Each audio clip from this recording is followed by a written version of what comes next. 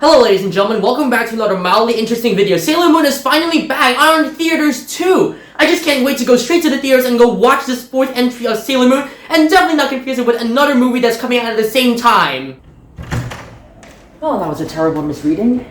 Sailor Moon Eternal, the one that they turned into a two-part movie, and I am not entirely sure why. I get that it would be a very short TV series, but also I don't really understand why they had to make it into two parts. They could probably cut out some stuff over there or streamline some stuff in between inside the movies, and stitch it together to make like a good 2-hour, 30-minute movie. Then again, I don't even know if the kids even have that much of an attention span, so I can understand why they made it to two parts. Now, let's quickly get some things out of the way. Part 1 had these weird fade to black transitions throughout the movie, and I'm not entirely sure why. I'm guessing that if you were to like recut the movies into an anime season or something like that, then those fade outs would mark where the ad breaks are, or like where each episode ends, which would make sense if they continued in part 2.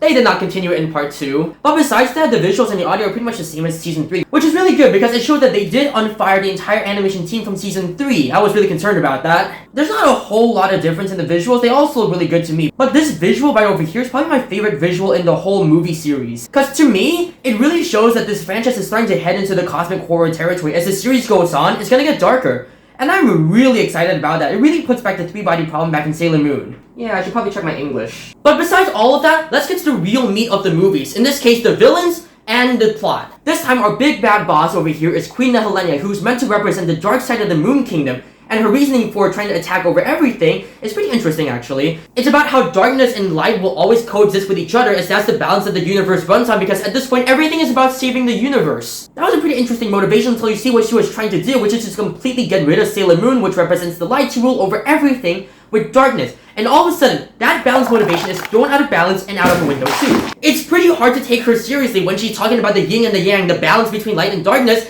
and yet she's trying to take over the entire circle with just black. I think something that could have actually helped her character. Okay, just a quick side note, this is going to be my opinion. This is what I would have added to Queen Nehelenia if I wrote the movie. My idea is that back in the day, there was also a rivalry, except this time with Queen Serenity rather than Sailor Moon. Now, the idea is that she already took over the entire universe and was ruling over it with just peace and happiness. But Queen Nehelenia feels wronged by her because she's taking over everything when light and darkness is supposed to have a balance into it. So she was forced to dig inside the moon in order to be able to build a base over there, or a kingdom of sorts, just to have some space.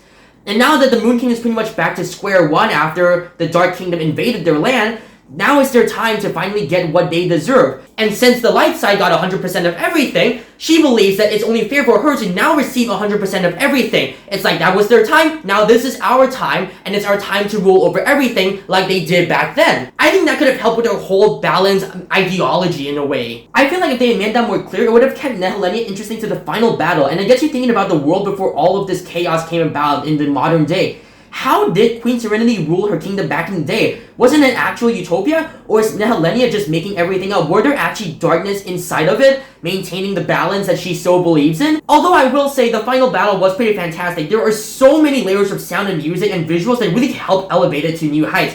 Definitely makes it really interesting to see. But if we want to respect the balance that she so believes in, then we gotta make room for more of these henchmen. So we have the first layer of henchmen under her, the Amazonas Quartet, but I actually want to talk about the second layer of the henchmen, which are the henchmen to the Amazonas Quartet, which are then serving Queen Nehelenia. These are... I forgot their names, actually. Almost all of them are pretty much forgettable. You've got Blue Winter Jacket, you've got Middle Guy, David Bowie, and Two-Face. And I almost forgot about Two-Face. Now, they're pretty much all just flat henchmen to the Mastermind, with the only distinguishing features between them being their fashion senses. But the third guy, who I'm gonna call David Bowie, really blew it out of the water. He probably was only given 10 minutes by the studio in this two-part movie, but the writers and the voice actor do a great job of squeezing out all of those 10 minutes that David Bowie gets inside the movie. He's using this mission to bring down the Sailor Soldiers' morale in order to be able to take over them more easily. He's using that as an opportunity to be able to live out his dream of running a simple, humble shop, even if it's ultimately just a trap, a front, just to capture Sailor Jupiter. We see their heart to heart. We can see that he is sincere in what he does, despite knowing that he is pretty much a bad guy who's gonna get eliminated in like the next 5 minutes, because we have the upper layer of henchmen to work on, and then the final boss on this two-part movie series, and we can't spend all the time on David Bowie now, can we? But even in the moment that he inevitably does die because of all of that, you can't help but feel bad when David Bowie does get killed in the end. It really does leave an impact on you. The writers do a great job of showing that he is a good guy underneath all of this, or at least he has some good things about him. He just wants to run a simple, humble shop. that is a surprising amount of detail and care put into what is essentially a second layer henchman. And then you move on to Two-Face, and really the only distinguishing thing about Two-Face is that, you guessed it, he has two faces! Alright, that's probably enough time talking about Ziggy Stardust. Let's now talk about the Amazonas Quartet. Now, they were mostly a bit boring, although I really loved how they got the ball running so early on. Right off the bat, they're pretty much already like setting up the conflict. They're trapping Asabu Juban inside his dark sphere to make sure that no one can escape. They managed to ID all of the Sailor Scouts and pretty much depower them, which was definitely a bit surprising to me in the beginning. But you know what? It's really great to be able to see villains that are able to do their job very well. But Pirate Pan was really the only one that stood out to me. I remember that I think we had Elliot Page from Juno, we had Visa, and I forgot the last one, so I'm just gonna call her MasterCard for the time being. And even then, it's really just because Pirate Pan just kept referencing herself in third person. And she says this constantly. The others were a bit flat, which may have helped on the whole twist who they are in the end of part 2, because I wasn't actually expecting them to get like a whole plot twist of their own.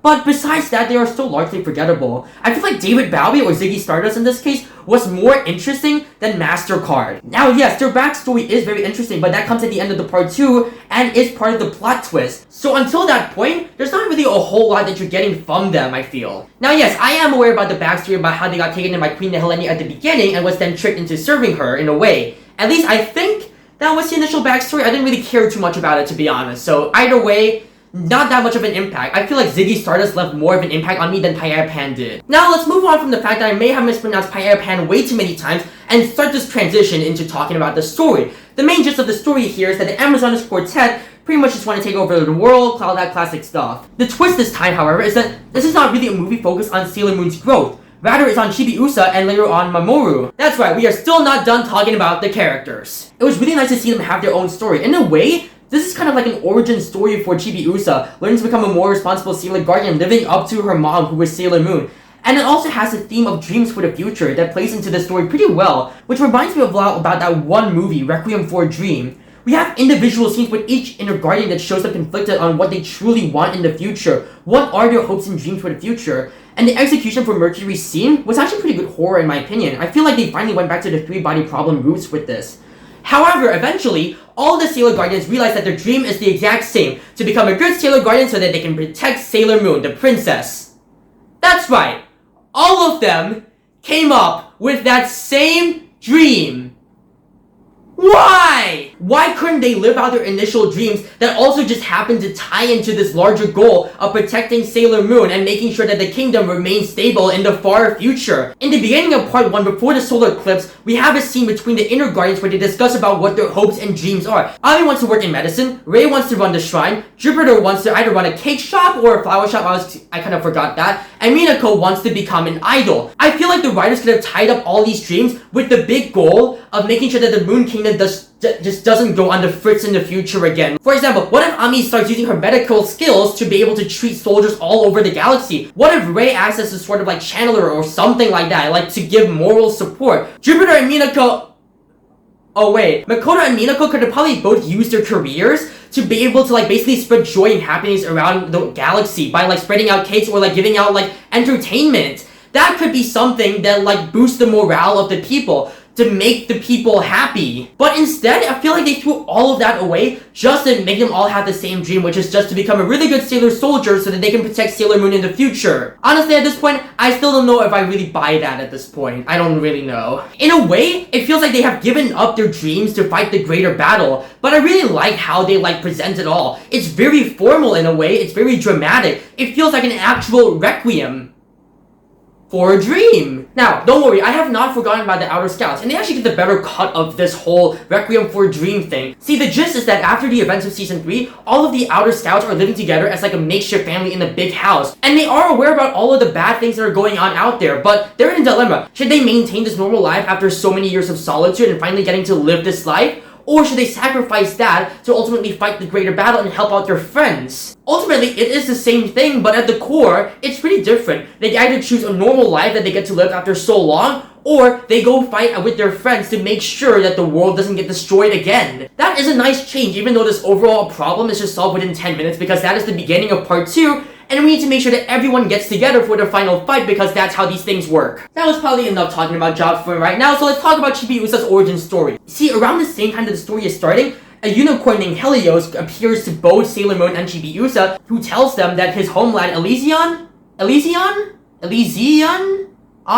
I am not sure. The point is, his homeland has been decaying from the bad guys, and he needs their help to be able to save it. All of a sudden, it's like Chibiusa now has her first major mission as a 007 agent, Sailor Scout. But she has a lot to live up to. We've already been following 3 seasons of Sailor Moon pretty much being the main hero, the one that solves all of the problems. So how is Chibiusa going to be able to live up to all of that? The movie mainly focuses on her security. In her eyes, Sailor Moon is so strong and so powerful and so cool with so many amazing friends, and she has no idea how is she going to live up to that. Especially now that she has her first mission as a 007 agent, Sailor Scout. How is she going to live up to 007, Sailor Moon, who's literally been handling everything else from before? Ultimately, however, the movie does end on a positive note for Chibiusa, showing that yes, she is capable. She will have her own sidekicks in the future. She's going to have so many capable friends that are going to be fighting alongside her once Sailor Moon retires or something. I don't know if she's going to ever have to take up the kingdom, because I'm pretty sure Sailor Moon's immortal at this point. She was the one that kept Helios' morale up throughout the whole thing. Actually, no, let's talk about Chibiusa and Helios for now. Because naturally, with this entire situation, we set up a romance between a child and a horseman. Now, the relationship's actually pretty good in my opinion. It's really nice to see that Chibiusa has matured in this film. Like, this is really her time to shine. She gets over her insecurity that she's not actually being asked for, but rather it's Sailor Moon that Helios is asking for. But then Helios says, no, you are the chosen one, Neo. Chibiusa. You are the one that I want, because you are the one that has the maiden of pure heart, whatever that means. But that means she is needed. She is ultimately important to this story. She's the one that keeps Helios' morale up throughout the entire thing, making sure that he stays strong long enough so that everyone as a whole can work together to fight off the bad guys. And by the end of it all, she does realize that with great power comes great responsibility. Please don't shoot me, Marvel lawyer. I know that you're back off there, but just please put that gun. However, what I did not really expect was that Momori was also going to get a bigger part in this movie, not just Chibiusa. The main drama between our 2 teenagers throughout this whole time is that they believe that they're holding each other down, and especially Mamoru, because we also don't really see how much he's contributed to the fights physically or anything besides just being a passive cheerleader. So it's actually pretty exciting to find out that he is an actual important figure in the story at hand, because his past life was being the Prince of the Earth from the Underground, or Elysion. It could be Elysium or Elysion, I don't really know at this point. The movie does reveal, and I'm not going to spoil the specifics, but what I will say is that it ultimately proves that he is important. Every time Sailor Moon got stronger, it's because of him. He was there to support him. Just like how Chibiusa was there to support Helios to make sure that they could fight through the final fight, Mamoru was always by Usagi's side the entire time, no matter what happened. Even when he ultimately got sick from the solar eclipse, getting lung cancer like Walter White. Actually, I don't think it was lung cancer. It could have been just pretty much any magical disease that Naoko Takeuchi just came up with. He still tries to remain by his side, but he does feel useless because he's pretty much sick, and now Sailor Moon has to fight the whole battle by herself with her friends. What can he do? And I really like the movie actually shows, no, he is important to the story. He's been playing an important role from the very beginning. And this movie is when it really shines. I really like that they actually showcase just how important these 2 characters are. They're not just there for rom-com stuff or that kind of comedy stuff. They're actually there for actual story purposes. Overall, this movie does a lot of great things, but my main problem with this movie is the excess of voiceover exposition. Sometimes we see scenes that are clearly detailed. We know how to feel because we know exactly what is going on. We see all the visual storytelling. And yet, sometimes we get an exposition from Usagi telling us how she feels, which is pretty much redundant because we already understand how she feels, because we can say that thing too, Usagi. We have 2 eyes. But besides that, there's not really a whole lot wrong with this film. In fact, I really enjoyed this film quite a lot. The visuals are pretty much good still. The cosmic horror is really amped up more. David Bowie does an amazing job with his 10 minutes that he gets from the film. And we actually get to see focus on Chibiusa and Mamoru, showcasing how they're ultimately important to the story. However, I'm not a huge fan about all this inner Sailor Scouts just all throwing away their dreams to ultimately fight the bigger battle. Overall, it kind of feels like a cheap thing. It's not like something proper, like a Requiem for a Dream. Actually, you know what? That's it! I'm gonna go rewatch Requiem for a Dream right now. You can't stop me!